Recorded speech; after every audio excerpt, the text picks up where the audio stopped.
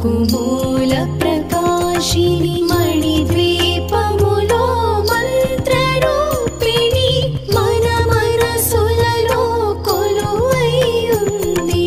సుగంధ పుష్పాలెన్నో వేలు అనంత సుందర సువర్ణ పూలు అచంచలం బగు మనోసుఖాలు మణిద్వీపానికి మహానిధులు.